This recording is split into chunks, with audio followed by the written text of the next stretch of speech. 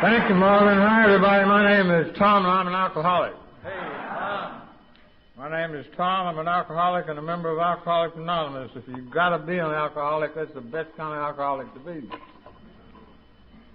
Because sometimes if you're an alcoholic, it gets kind of cold outside and the winds blow hard. And then there are other times if you're an alcoholic and you got any gratitude that you just got to tell somebody that you ain't had a drink all day. And you can't just walk up to anybody on the street and say, guess what, I haven't had a drink all day. They might put you away, and I've had my share of being put away. I want to thank you for inviting me. I've already gone through that in my other capacity. I want to particularly thank Marvin for his skillful driving through the 5 o'clock traffic from Hobby.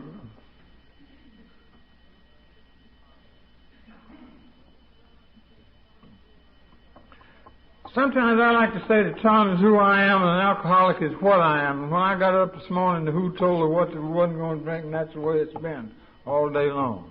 But it wasn't always that way. It used to be to who tell her what we wasn't going to drink, and the what who say who said we ain't.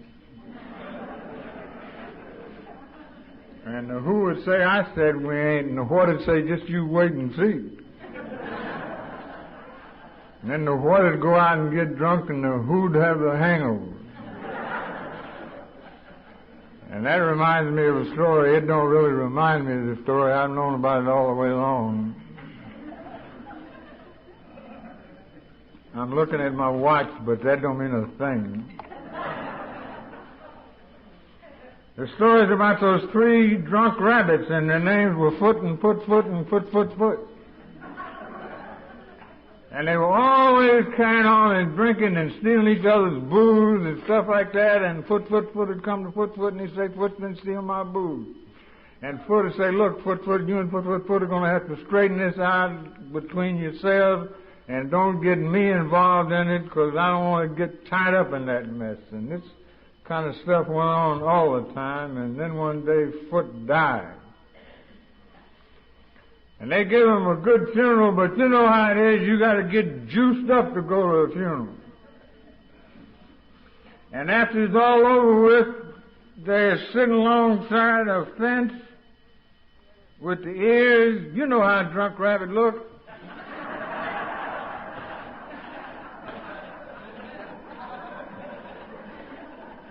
And Foot turned to Foot, and he said, well, I guess we might as well go to Alcoholics Anonymous now that we got one foot in the grave.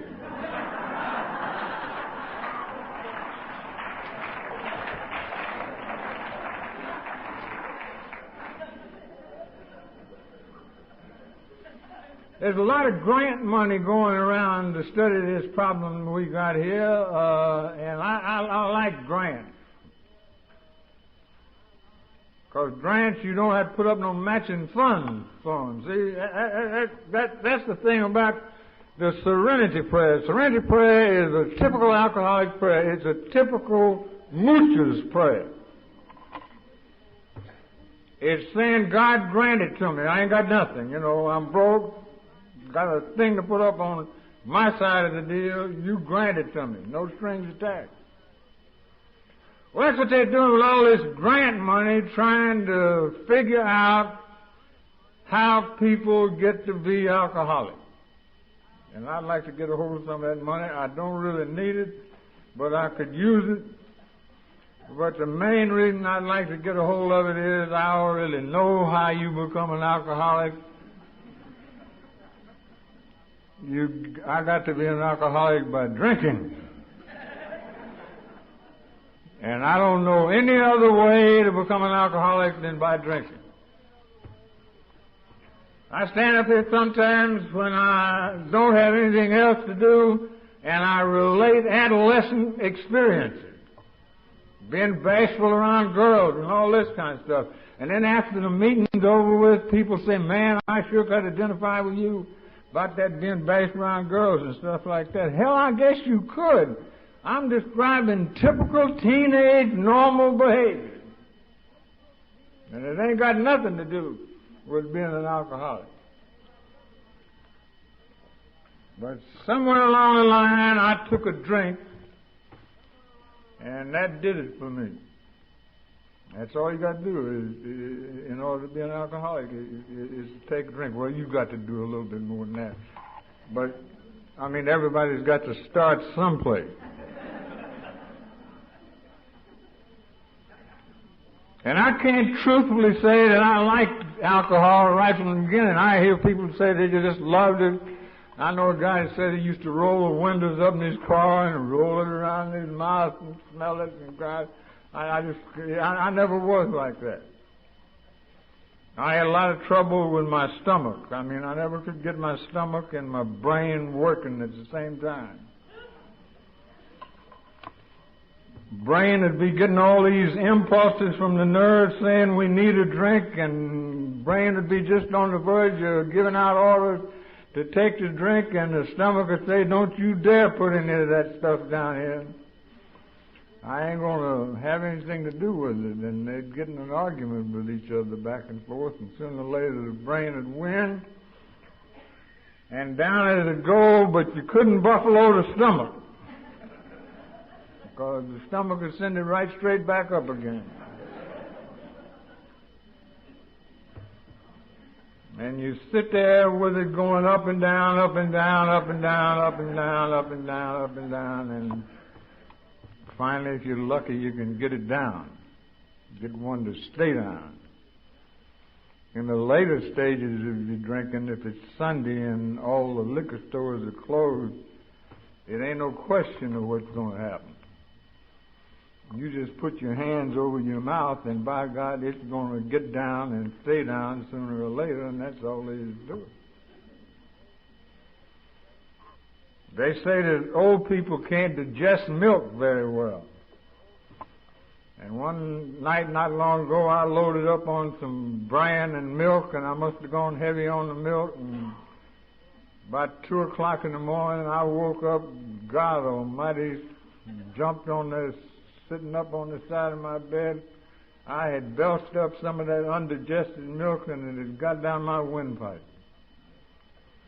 And there was tears coming out of my eyes and stuff coming out of my nose. And I was going, and I thought to myself, just like old times.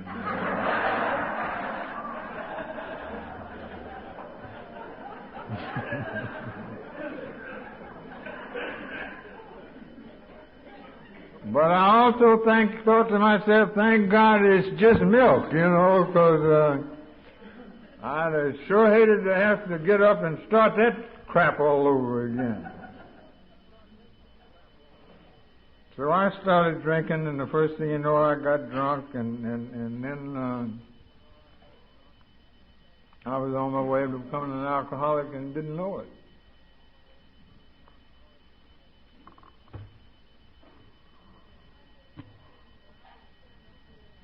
And I think that's something that I ought to stand up here and say, that in order to be an alcoholic, you got to drink.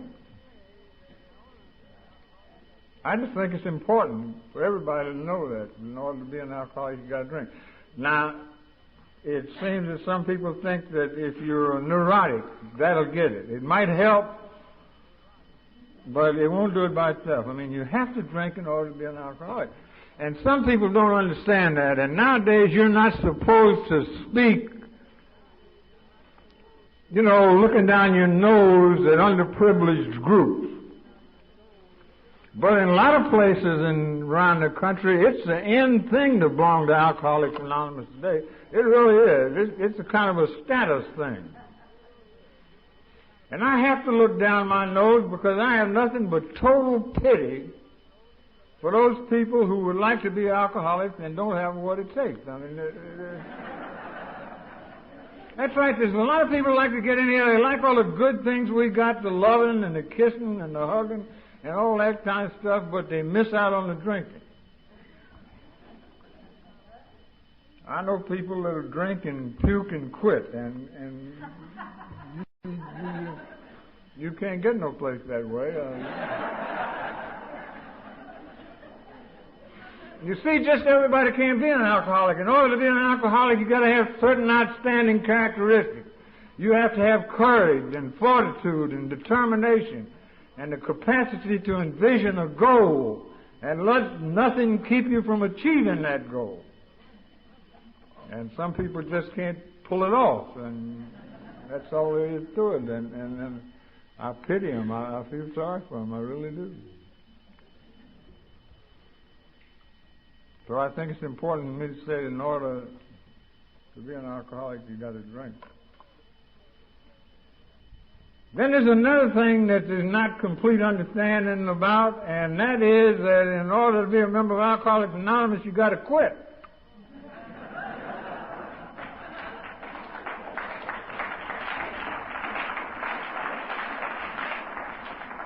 Now, there again, there's a lot of people that like all the good things we got here in AA. They like the hugging and the kissing and the loving and all this kind of stuff. But they miss out on the part about not drinking. I don't think it's entirely their fault. I don't think we really tell them the whole truth when they first get here. There's a requirement for membership in Alcoholics Anonymous, and I didn't make it up. It was here when I got here. The requirement for membership in AA is a desire to stop drinking. Now, I think the trouble is that a lot of people don't know what a desire is. A lot of people think that a desire is something that if you got, it's all right, and if you don't have it, it's okay too. It don't make any difference one way or another. But that's not the way it is. My wife taught me what a desire is. And I don't think that any married man at any rate should ever, and sure not Beverly, for Christ's sake.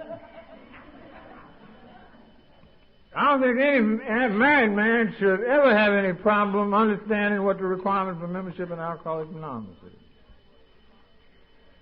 Because in my day, at any rate, that's what those gals did when we were courting them. They led us on and led us on and led us on and put a whole lot of ideas in our head, got us all ready for action. They knew by instinct that attraction was better than promotion.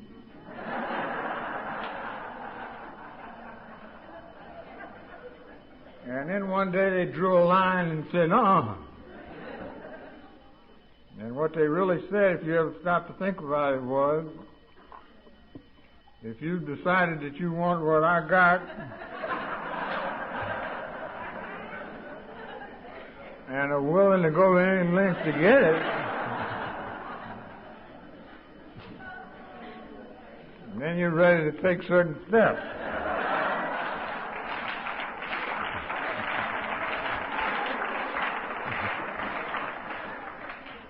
Of course, some of these we bought.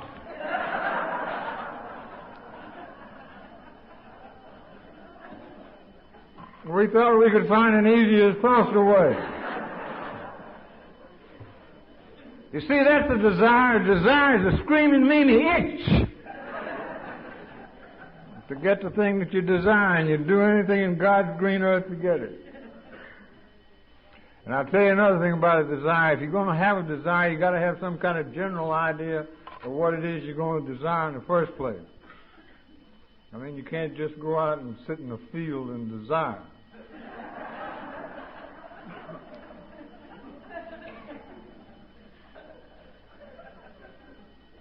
I come from a little dumb town. I mean, I don't know, we've got 7,500 people there, something like that. And I wanted to leave this town, go off and be a success and a hero. And I had the opportunity. I come from Irish immigrant stock, and they're the kind of people that wanted to see each generation better themselves. And so, you know, the whole clan chipped in to send me off to college. And I don't know if Bill's in here or not, but I went off to the University of Texas, and I never will forget the first 2 or 3 nights I was there. Some of us went out for a steak dinner, about 4 couples of us, and we were sitting around a round table, and the waitress came up and asked everybody what kind of dressing they wanted on the salad. And when she got to me, I said, Kraft.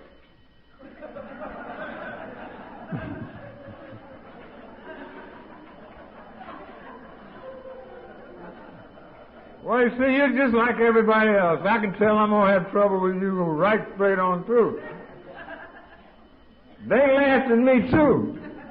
And right then and there, I developed a lifestyle that lasted until long after I had gotten into Alcoholics Anonymous.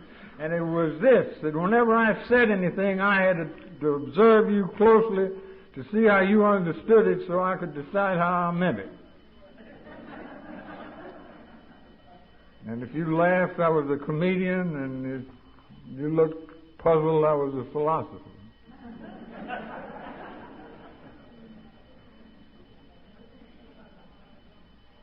But I discovered something while I was off at college, and it was this. I discovered, maybe I had changed a little. Maybe my body had changed. I don't know what the heck it was, but this time I didn't do so much throwing up and stuff like that and have all these arguments between the brain and the stomach. This time I could take a drink or two or three, and something wonderful happened in my life. And the thing that was wonderful that happened was that people changed. Most of the time, if I looked at a group of people like you, only one or two thoughts would enter my mind, or maybe both. Do you threaten me, or can I use you? But with a drink or two or three in me, by God, I was charming, and you were beautiful, and I could just tell by the look in your eyes that you were saying to me, Tom, come on out here and be one of us. Belong to us. We want you. We need you. And with a drink two or three in me, I could do that. I could go out and genuinely participate in the things that you were doing. And this is something that I couldn't do sober. Sober, I was just a nerd. But with a drink or two or three in me, I was part of the totality of things, and it was a good feeling.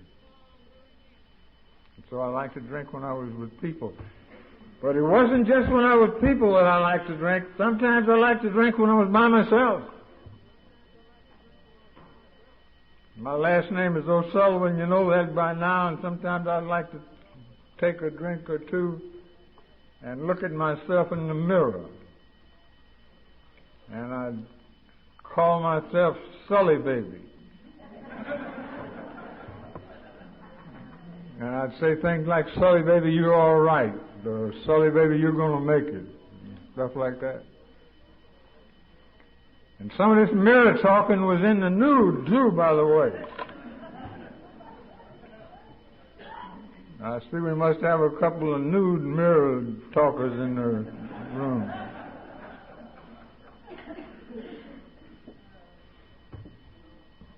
And then when I was going to dental school in New Orleans, I lived in an apartment building, and outside in the daytime with what was a kind of a crummy-looking scene.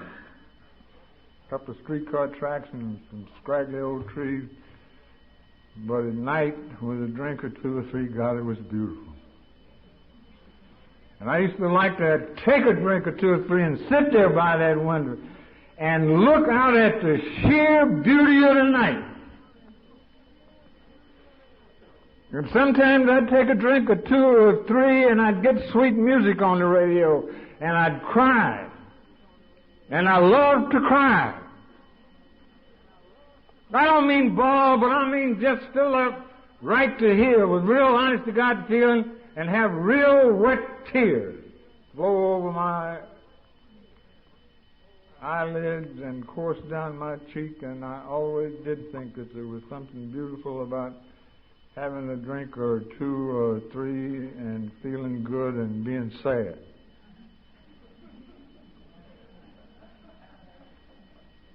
And so it's no mystery to me at all how I became an alcoholic, because I had stumbled on to a way of life that appealed to me. It had all the things that I longed for.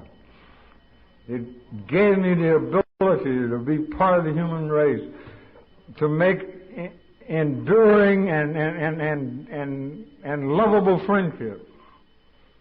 It gave me the ability to be alone, just me by myself, and to see beauty in life all around me. And so I pursued it as a way of life. And I've said many times that for me it was just as though I'd been walking down the street and turned a corner and got lost and couldn't find my way back. Because all of a sudden this life that I had built up, this success, I remember now I had left this little town to be a success and a hero, and I had achieved it. In my early 30s I had everything that a young man could want. I'd graduated from dental school, I'd taken an internship, some postgraduate training, I was in the regular army, had some field experience, a lovely family overseas on a sensitive diplomatic mission, numbered amongst my patients, the president of a nation, vehicle assigned to me with driver, general staff. Everything that they say means so much to alcoholics. Money, power, prestige. All right there in the grasp of my hand. And the whole thing began to fall apart, and I never could understand why it was falling apart. I never could put any connection between what was happening to my life and the fact that I was drinking the way I was. And people started talking ugly about me. They said I smelled bad. Well, I admit I had quit drinking sometime, quit bathing sometime in my drinking career. I didn't taper off, I just flat damn quit. But there was a reason for that. I had a traumatic experience. I'm married to a woman, and I don't care what's wrong with you, her first choice is a good hot bath. Now, I've been in Alcoholics Anonymous for 26 years and 7 months and 13, 14 days. And I think when you've been in as long as I've been in, you have to set up a table or devise a system of relative values that you're going to live by. And I've done that. And I want to tell you that today I will take a bath. But it's way the hell down on my scale of values. I can think of 14 things I'd rather do to take a good hot bath. But this woman was always talking about taking a good hot bath, and one night she got me in the tub, and out of a clear blue sky I had a spiritual experience, and I realized that it was Saturday night, and I didn't have enough liquor to last me through the weekend. And this is in San Antonio, Texas, and we lived a block and a half up a hill from the Texas liquor store, and they closed at 10 o'clock. But I got it at 9:30, and I got out of there, and she had stole my breeches. Now, I haven't seen any of you this weekend, but a lot of times when I go places, I see some of these tough leather jacket macho types. And I got a message for you if you happen to be sitting out there incognito. And it's this: I don't care how tough you think you are, you ain't nothing without your britches.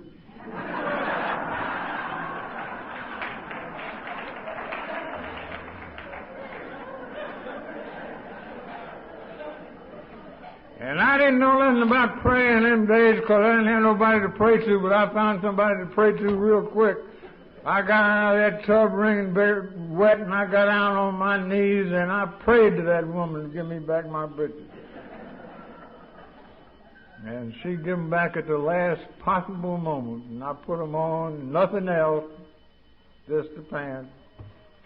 And I streaked down there to that Texas liquor store and zoomed in there, trying to look cool.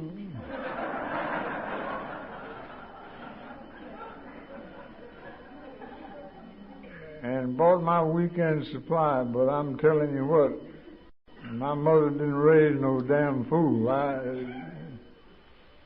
I stopped bathing right then and there.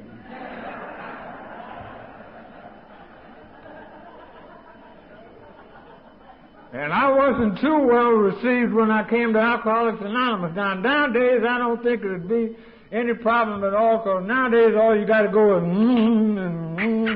and you can get by. But when I came in, we didn't have all that damn stuff.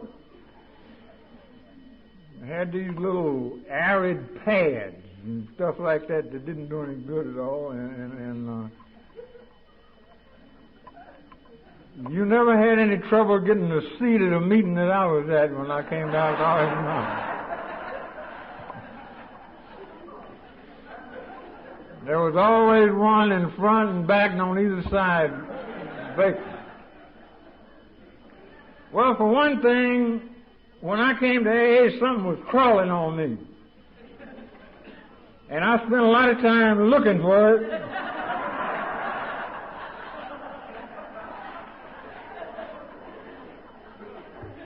And towards the end of my drinking career, I had developed some muscle spasms. I'd be walking down the street or talking to you, and all of a sudden, I'd go that arm. And I'd be walking down the street, and all of a sudden, I'd go that leg. Now, I'm glad you saw that, because I can't pull that off much longer.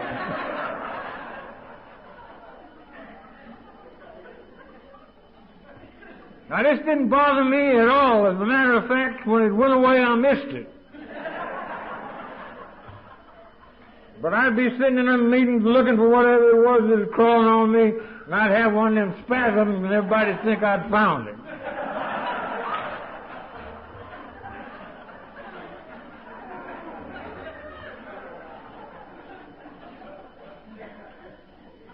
Now, I'm going to tell you something. This just popped in my head, but I'm going to tell you this is the truth. I hear all these people say when I came to AA, they had their arms outstretched and said, "We've been waiting for you. We love you." Not in my group. My group actually held meetings and called in people from surrounding groups to see if there was a legitimate way to keep me from coming to Alcoholics Anonymous. And I'm glad they did that, because I learned something. It's one of the most wonderful things that I ever learned in my whole life. And it's this, that we in Alcoholics Anonymous have a cross-section of the communities that we live in. And we got a lot of nice, wonderful people in Alcoholics Anonymous, and we got some bastards in here. And I made up my mind right from day one that no bastard can run me out of Alcoholics Anonymous. The first place I ever been in my whole life that you can't run me out. I don't care whether you like me or don't like me or what the hell your feelings are. The only person that can run me out of Alcoholics Anonymous is me. And I ain't got no intentions of going. And then they said my hands were shaking. Well, I knew my hands were shaking. And I had worked out a system whereby I was in real good shape up to 10 o'clock. And my wife also is a good cook, and she's one of these people that believes that if you're going to be well, you got to eat well. And she wanted me to leave for work with a hearty breakfast under my belt. Well, in those days, I couldn't just sit down and eat. I had to get ready to eat.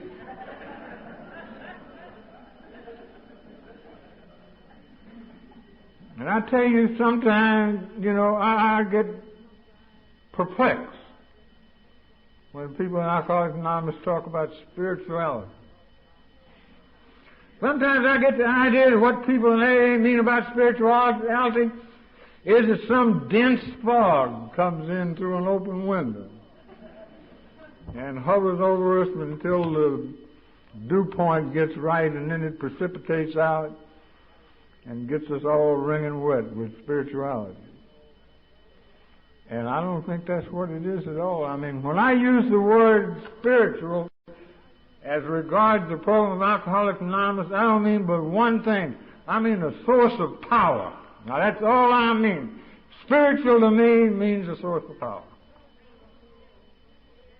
And I don't know of any greater spiritual reality that has ever taken place in my life than the one that's going to take place tonight at that banquet. I'm going to sit down with no preparation and eat. And if that ain't a spiritual benefit, boy, you know what. But in those days, I had to get ready to eat. I never liked to get up early in the morning. But I'd have to get up early enough to get drunked up enough to eat breakfast, and then breakfast would make me sober. Then I'd have to get drunked up enough to go to work, but not so drunk that I couldn't go to work. And that's work. I ain't talking about no 40-hour week now. I'm talking about 365 days out of the year. Every night when I went to bed, I knew exactly how I was going to feel in the morning when I got up. Sick on the dog.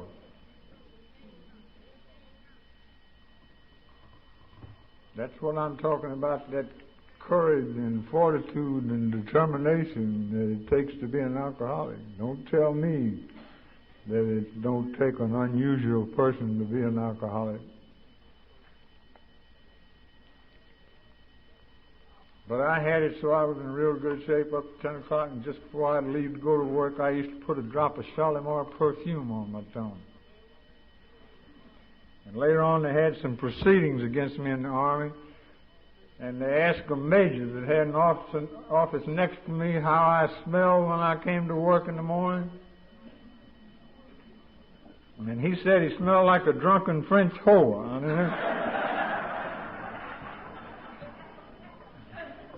That's the kind of things they were saying. And I can remember a lot of times I'd have people cut on the inside from here to here, and it would come time to sew them back up, and the clock would strike 10. And I'd have to stuff a lot of cotton in their mouth and go over in the corner and take a drink. And they were narrow-minded. See, I told you I was going to have trouble with you. You just like they were, and you just like the colonel was. I never could explain that to the colonel. I'm going to try one more time with you. You see, if I was a jackleg dentist, I'd have let him go with the damn gums flapping in the breeze. But I've never been that kind of fellow. I've always been a professional man with the highest ethical and moral standards. And I wouldn't dream of letting anybody leave my office without being properly sold up. And the only way I could do it was to take a drink. And I was the only dentist within 1,500 miles. And then one day a guy told me, he said, well, if you're having trouble with your hand shaking, why don't you take a goofball or two? That's what you younger people call downers. What we medical people call sodium seconol, and Nembutal, grain and a half in capsule, yellow, Nembutal, red, seconol.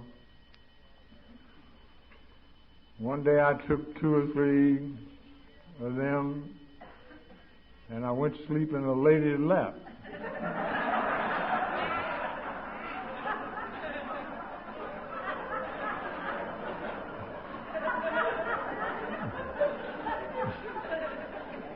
No big deal as far as I was concerned, not really. I mean, I'm just sitting there and all of a sudden, I can roll like that. But boy, you ought to have seen her husband. He took a dim view of that situation. I tell you. And when I came back to the United States, I knew I was in some kind of trouble, and I went to an Army doctor that was well thought of. And I told him I thought I might be an alcoholic, and I have no idea where I got that word from. I was a captain in the dental corps at the time, and he said to me, I'm glad you came to me. He said, just last week I cured a major general. So they put me in a hospital and stuck a lot of needles in me and out me and up me. And the cure didn't take. And for a long time I thought it was because I was just a captain. And I'm not trying to just be funny. I can remember walking down the street and saying to myself, man, if I was just somebody else, all this wouldn't be happening to me. And I got all the same advice that you got. They said to me, why don't you drink like Bill? Bill is a bald-headed brother-in-law of mine. Like I said, I've been sober in AA nearly 27 years, and I feel about Bill tonight exactly as I did 30 years ago.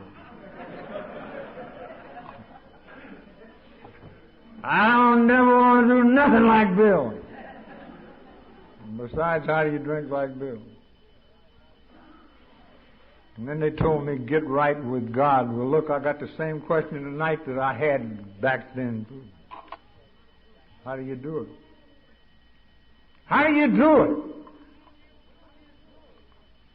Now, you don't have to pay much attention to what I'm saying up here, because if you disagree with me, you got a constitutional right to be wrong.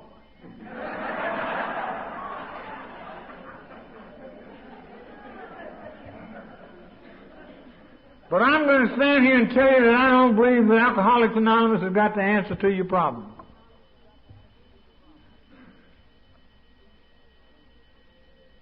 And the reason I say that, there is no chapter in the book titled, There is an Answer.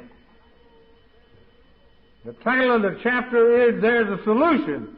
And that's what we've got. We've got a time-tested, experience-proved solution, and you got to put you in the solution and come up with your own answer. And I sometimes think that that's the trouble with the whole stupid world that we live in. Not just in the area of alcoholism, but surely including that. That every Tom, Dick, and Harry that you run into has got the answer to your problem, and they don't even know what your dumb problem is. And as far as I'm concerned, it may perhaps be the glory of the Fellowship of Alcoholics Anonymous that we really don't pretend to have the answer. But what we do have is a time-tested, experience-proved solution. And you've got to put you in the solution and come up with your own answer. And then they tried to scare me into stop drinking. I don't believe you can scare an alcoholic into not drinking. That reminds me of a story I got absolutely no business in the world telling, but I'm going to do it anyway. There's a story about a little boy that his mama caught him playing with himself. And she gave him a doomsday lecture. She said, that'll make you go blind. And he said, well, could I keep on doing it just till I have to wear glasses?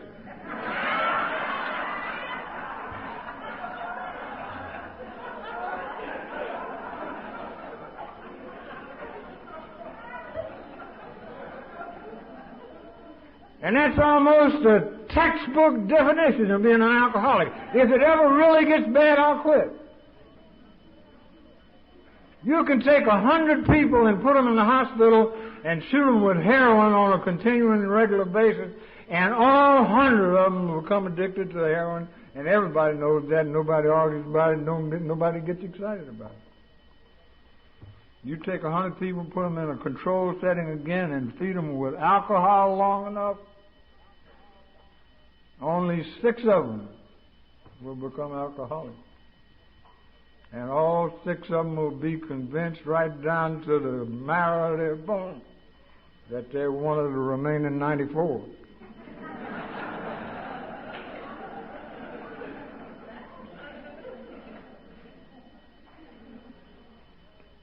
Well, I lost all the things that I had gained in my success story, and I mean lost them all, and finally I was reduced to the level of a street bum on the streets of the city of San Antonio, and because there's nothing else left to do, I went back to this town that I had left to be a success and a hero.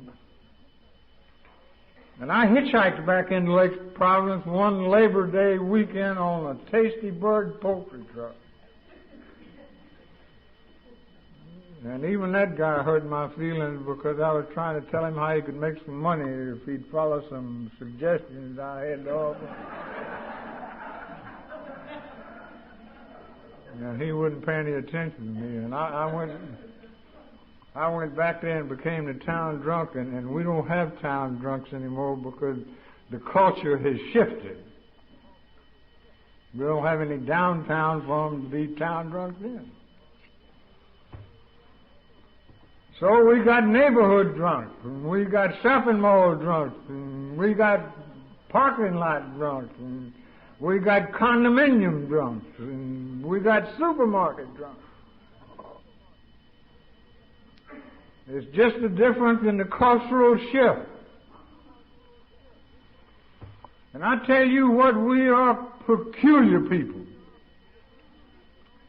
I never have known an anonymous alcoholic in my whole life. We go out in the supermarkets and the parking lots and God knows where else, and we get drunk and fall down and make asses out of ourselves, and it don't bother us one bit. And then one day we decide to come to Alcoholics Anonymous and straighten up and live decent lives.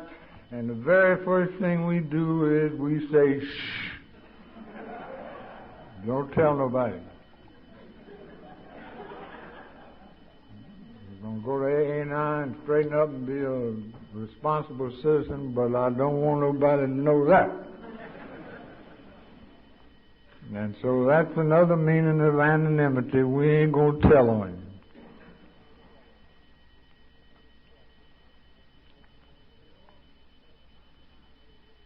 And I finally really lost all the things that I had, and I went down to a place that probably not many of you have gone to. I was telling a young man this afternoon that I think a psychosis is beneficial to alcoholics if they can recover from it and get in this program and begin to live by the principles that are contained in the program of recovery. Because if you've had a psychosis, you know what the other side of life is like. I was declared dead one time. Now, obviously, there was a mistaken diagnosis, but it doesn't make any difference. I mean, I was declared dead. They thought I'd tried to commit suicide. Actually, it was just a minor slip in technique. Well, I was committed to a mental institution for psychiatric observation as a potential suicide. And we get all uptight about treatment centers nowadays, but we've always had treatment centers in Alcoholics Anonymous. It's just the nature of them changes, that's all. In my days, we had a few beds in the nut house. And all my experience was in nut houses. And they used to spend a lot of time, every time I'd go there, debating on whether I was a drunk who was nuts or a nut who drank. But I never got in the alcoholic section. They always put me in a nut ward. And I'll admit that I didn't have everything that would constitute a full deck. I was in a Veterans Administration neuropsychiatric hospital in Waco, Texas for longer than I care to admit. And they had a softball team there. It was just in those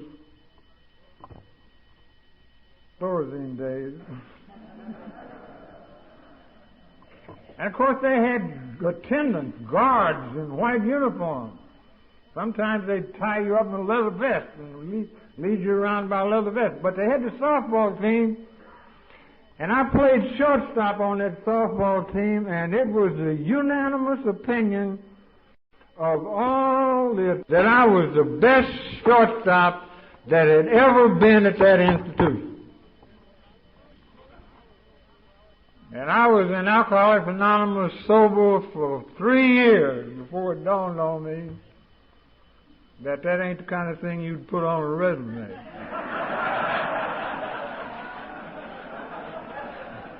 I was still telling people what a good shortstop I was in the nut house.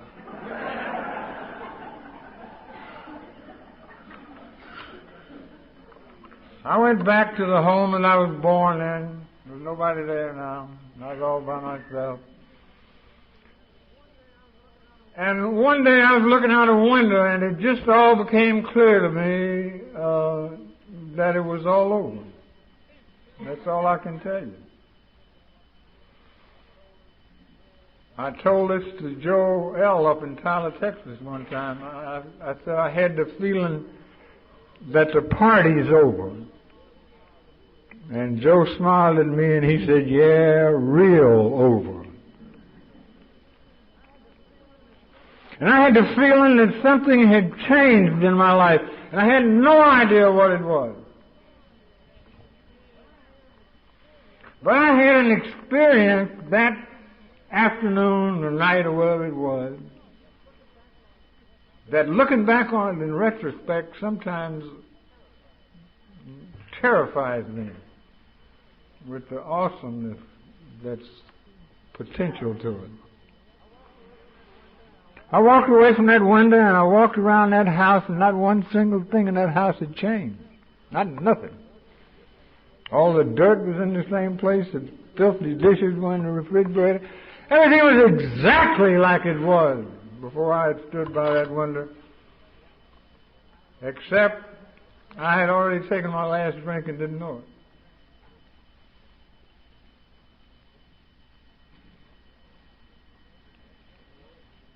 And that really awes me. And this is a pattern that I find recurring in my life as I practice the principles of the Alcoholics Anonymous program in my life. That many of the things that I would tell you that I might pray for have already taken place. And I'm too coarse, too insensitive to be aware that this is the way it is. And I oftentimes say to myself that I'd be better off if I learned to tiptoe through life, lest the noise that I make as I stumble along the way distract me from the glory and the beauty of the reality in which I am immersed and in which I have my roots.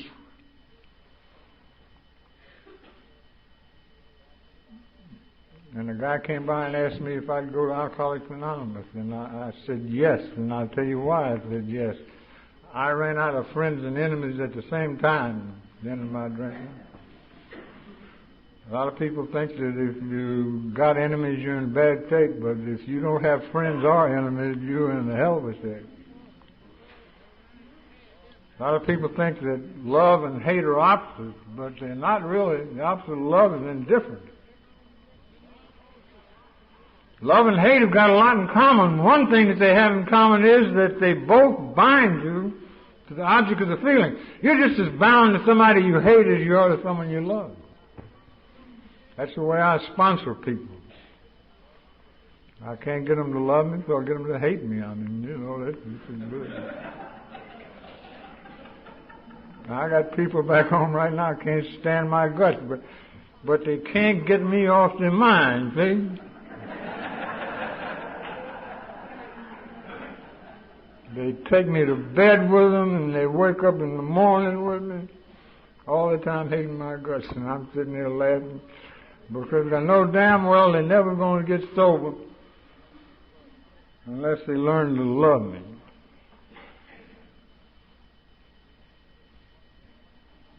And I want to tell you one thing. I had been to Alcoholics Anonymous before. I don't know how long I went to Alcoholics Anonymous the first time. This was in 1956. I say that it was more than 6 months and less than 2 years, and I could figure it out closer than that if I wanted to, but that part of it's not important. That's not what I want to tell you. What I want to tell you is that I went to AA, and one night I walked out the door and didn't come back. Now, I don't remember any night that I walked out not to come back, but that's no deal at all. To walk out and not come back. Anybody can do it. And this is nothing to it. And that's what I did. One night I walked out of a meeting and didn't come back. And when I walked out of that meeting that night, whenever it was, I still had all the things in life that I held sacred to me. I had the family and the money and the job and the car and the house and all those things. When I came back 6 years later, I had $1.35 in my pocket, and that was it. I had lost all the other things. The thing I'm trying to say is, I lost all the things that were sacred to me after I had come to Alcoholics Anonymous. And one of the reasons I want to say that is, I want to say something, and I don't want it to come out ugly, but I don't know any way to keep it from coming out ugly. And it's this. I go places and I hear people say, but I don't like AA. And I can't think of anything to say but who the hell cares whether you like it or not. We're not running in a damn popularity contest here. If you're an alcoholic like I am, you very well better sit out there and learn to like it, if for only one reason. It may very well be the only game in town. That's the way it worked out in my case. And I went to that AA meeting with that guy because he came by and asked me. And I hear people having great debates about how we're going to make this 12-step call on this fellow or this gal. What are we going to say and all this kind of stuff. And this guy just came by and asked me if I'd go to a meeting. And it's a good thing that he didn't say anything more than that. Because he wasn't educated. He wasn't. And I was. I got 2 college degrees. Of course, my sponsors straightened me out on that shortly after I got in AA when they pointed out to me that rectal thermometers have degrees. And everybody knows what you do with them.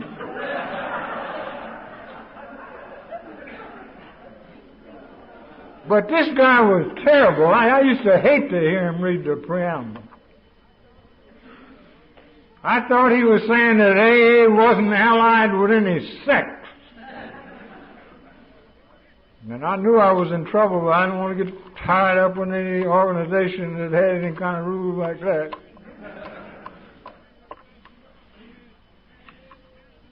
And I came into AA and I did all the things, I guess, that are the wrong things to do. And I think to myself that if there's been a theme that's running through this convention, it's been the theme of what at least 2 speakers have deliberately stolen from me. It's the theme of the free ride. And we all get that who come to Alcoholics Anonymous, and that's the miracle part of it. All of Alcoholics Anonymous is not a miracle as far as I'm concerned. But the free ride is. It's a flat miracle. And the miracle is this, that one day I'm sitting at home, a drunken, hostile, arrogant bastard. And the next day I'm sitting in an AA meeting, a sober, hostile, arrogant bastard. But I'm listening. And this is new for me. I'm convinced that I could tell it better than the person that's up there if they'd only let me get up there, but they won't let me do it. But I'm listening. I'm a guy who never listened to anybody, and I'm listening.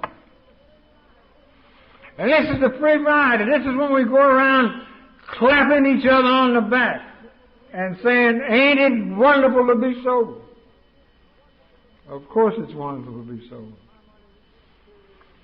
But for my money, this is a period in which we have the opportunity to learn, or at least I had the opportunity to learn what it was that I had to do in order to stay sober one day at a time for the rest of my life. It's that simple. And somewhere along the line, I got an inventory written, and by sheer chance, it turned out to be a good inventory. And one night, I came home from a meeting, and standing back there in this little business office of mine, I had a very clear thought run almost clean through me. And the thought was that I was going to drink again, and I knew I was going to drink again. But it was a thought that didn't have any feeling associated with it. And back in those days, we didn't have all the information available to us that we've got nowadays, and the only thing I had to hang on to that night was those lines down at the bottom of the first page of chapter 6 into Action, where it's discussing the reasons that we might not want to take the fifth step. And it says the best reason first. If we skip this vital step, we may resume drinking. And that was the night I qualified for Alcoholics Anonymous. That's the night I became a member. That's the night that I had a desire to stop drinking. That's the night that I had listened to the story of what you were like, what had happened, and what you were like now. And I had decided that I was willing to go to any length to get what you had. So I went to the phone and I called up a person and told him I wanted to come take my fifth step with him, and I did. And I spent about 4 hours telling my fifth step. And I went into that encounter with the full knowledge that after I had gotten started, this guy might stop me and say, look, we deal with the dregs of humanity, but we really didn't have people like you in mind. I had always known that if anybody ever really found out who I was inside, they'd be done with me. But this guy listened me out. He let me put the whole pile of crap there on his desk, and when it was all over with, he smiled at me and he said, well, you know we love you. For the first time in my life, I had been unconditionally accepted. I didn't have to make an A in school to be accepted. I didn't have to be an outstanding athlete to be accepted. I didn't have to be a good boy or go to church to be accepted. I was accepted simply as another human being who was in trouble and was trying to find a way out. And other than that, this man unconditionally accepted me. And you see, now I had passed from the area of the free ride into the area where I had to begin to earn my sobriety. And I believe this. I believe that what we get, we have, and what we earn, we own. And with all due respect to God and His grace, I have to stand here and tell you that the sobriety that I earned is vastly superior to that which I was given initially as a gift. Although I simultaneously will tell you that I never could got to the point of earning it unless first I had been given the gift. But you see, I earned my sobriety. I worked for it. That's the title of the chapter, the 6th chapter. It's not into therapy, not into charm school. It's into action. It's what we do, the things that we do. I hear all this conversation about attitude. Sometimes I feel like saying the hell with attitude. It's the action that counts.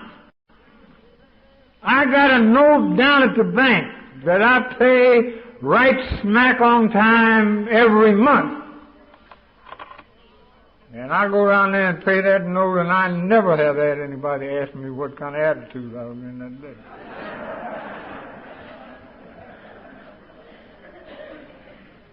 But I'll tell you what, as I've come to pay this note over and over and over and over and continue to pay the new note, I have learned that I am capable of being creative and productive. And I can laugh about things that used to distress me. And not long ago, I went into the bank and handed them a check, and it was typed out to the First National Bank of Lake Providence, Louisiana. And in parentheses underneath that, I had Indian givers. And the teller that took the check looked at me and laughed, and she said, "That's about what I'd expect from you." I had amends to make. People talk about harm. How do we harm other people? For my money, we harm other people anytime we introduce error into their lives. And we make amends by eliminating the error that we have introduced into the lives of other people. And if you owe me $100 and don't pay me, by God, you have introduced error into my life.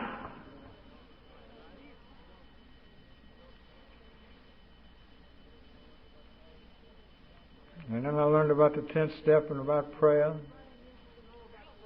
All anybody needs to know about prayer, two things. One is to begin, and two is to keep on. That's all. You don't have to know anything about God. You don't even have to believe in God in order to begin to pray. Only two things that are needed to get going in prayer. One is to begin, two is to keep on. And then I set out to sober up all the drunks in my area of the country. Didn't make any difference whether you had a problem or not. I was going to straighten it out. And I got a reputation as the guy who fixed drunks. And one afternoon, a lady went over to a physician's office who didn't know anything about alcoholics, but this physician's nurse, I had worked with her brother, and she told this lady to come over to my office. And she came over there where it looked like about 15 kids, all about 5 years old. I know that wasn't so, but that's the way it looked to me. And she told me about her husband, and I agreed to go out and see him that night after I got off from work.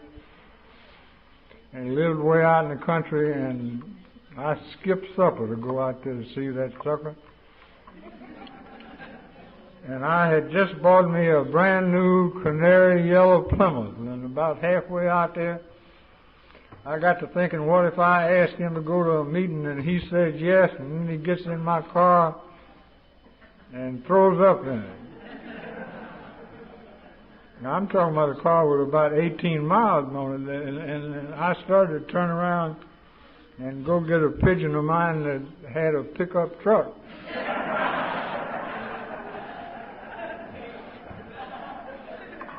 But I didn't. I went on out there, and when I got there, and this is the thing about it, I wonder what the general public would think if they ever really saw us in action working with a wet alcoholic on a 12-step call. Because as soon as I got out there, the wife and all the kids, they ran outside the house and hid underneath the window where his bedroom was, so they could watch and hear what was going on. And I walked in the room, and he was in his drinking uniform, dirty shorts and dirty socks.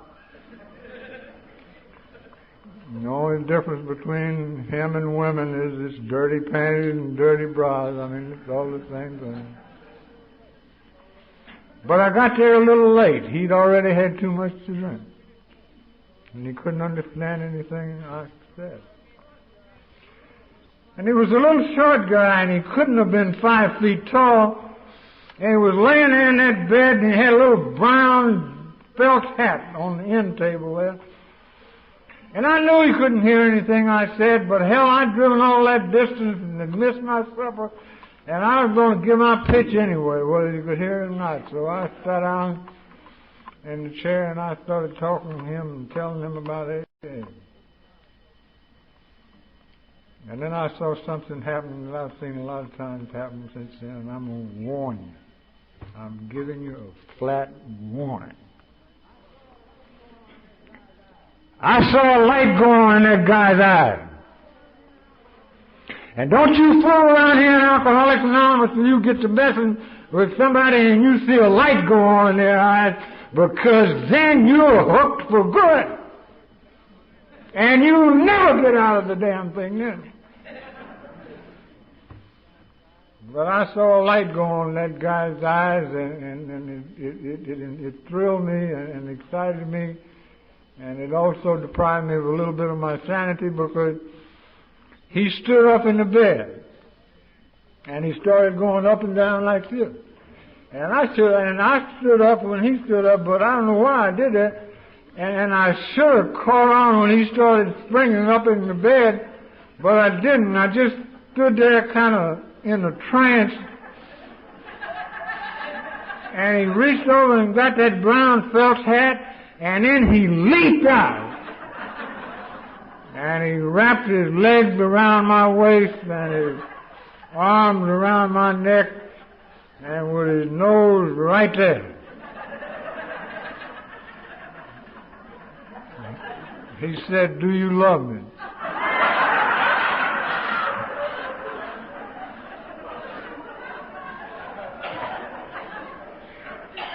And I said, "Yeah, I love you," as I was disentangling myself.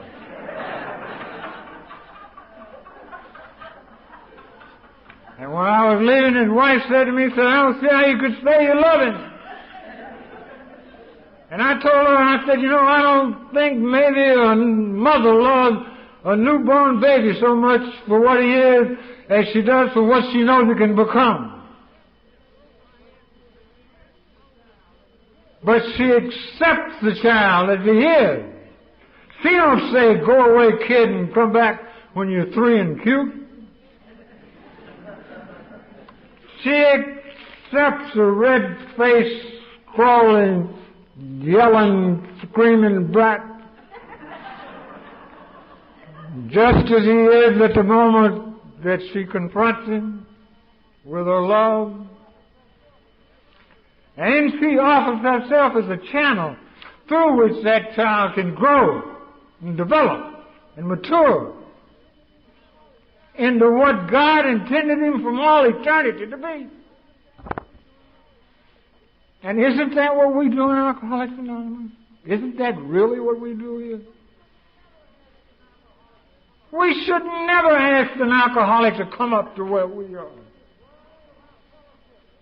Because the glory of our fellowship is to go down on the floor or in the gutter if necessary, put our arms around him and under him, and hold him close to us as we both stand up again. And then stand by his side until such time as he can learn to walk again. And that's the importance of sponsorship, you see. Somebody to walk along beside a poor, sick human being until such time as that person can stand alone. And a good sponsor is the kind of a person who will have you out on the end of a pier and say, "Trust me," and then push you in the water.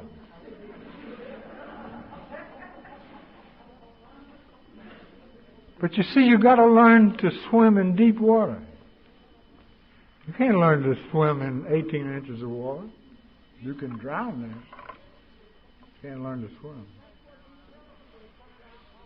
And that's what we tell people that come into Alcoholics Anonymous. Get back in the stream of life. Use the program as leverage, just enough to stay out of the weeds. And the stream itself will carry you to the place where you're supposed to be. And the place where you're supposed to be, where I'm supposed to be, is the place where we are today.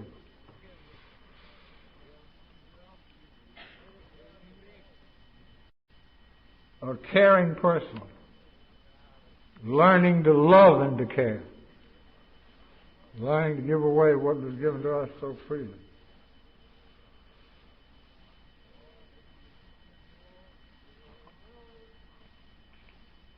And really, and I'm about wound up now.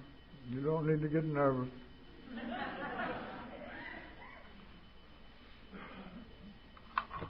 Hell, I didn't know it was that early. But anyway, I'm finished. I just want to say one thing that's in the book. It's back there on page 265. That says it all as far as I'm concerned. It says, with few exceptions, my members discover that they have tapped an unsuspected inner resource, which they presently come to identify with their own concept of a power greater than themselves. Many of us think that the awareness of this power is the essence of a spiritual experience. Our more religious members call it God consciousness. Let me say that just one more time. Just think of what the words are saying. With few exceptions, our members discover that they have tapped an unsuspected inner resource, which they presently come to identify with their own concept of a power greater than themselves. Many of us think that the awareness of this power is the essence of a spiritual experience. This is the thing that I'm grateful to you for. I'm grateful that there exists in this world in which I live a community of men and women who will take a hopeless, arrogant, ignorant, lying, stupid, no-good bastard like me, and in your love and your care and your warmth and your tolerance, hold me up until such time as I could make contact with this inner reality, which is the guiding force in my life today. Thank you very much.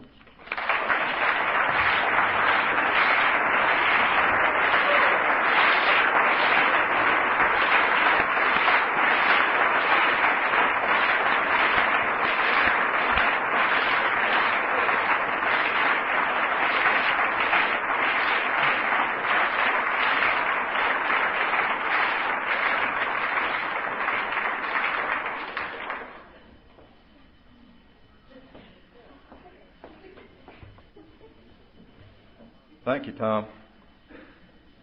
Tom shared with me in the car driving up here that where he taught me a little bit about logic in today's life and in AA. He also told me something that I thought a lot about, and it's he always makes sure that he gets his return ticket on the front end of the conference. Now I understand why. I think any of us here would say if we had a chance to keep him with us, we certainly would. Thank you, and we love you.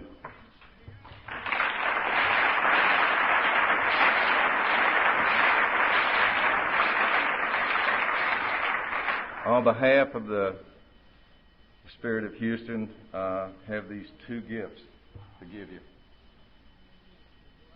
in appreciation. Well, thank you very much. Maybe we ought to send one of them to that fellow out in California. but thank you anyway, Morgan. Let's see. The next event. By the way, are you going to take me back to the airport? We always have a spare room. Always. No, I'm serious. I want to pin somebody down. Jay, Jimmy. Go ahead, Jay. Tom. Hey, you got somebody to take me to the airport tomorrow? Tom needs a ride to the airport. All right. I can tell you're fickle, buddy.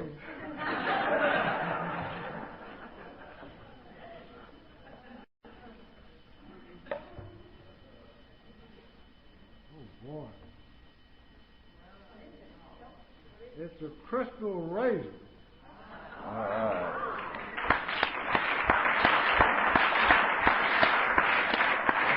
But my wife won't let me keep this. She don't shave, but once she sees the crystal, I'll kiss her goodbye. The next event is the banquet at 6:30, and then following that, the next meeting is at 8 p.m. And I'm sure with the voice of the conference, we'll have a little bit of activity going on with that one. I'd like to close the meeting in the usual manner. How are you doing? This young man.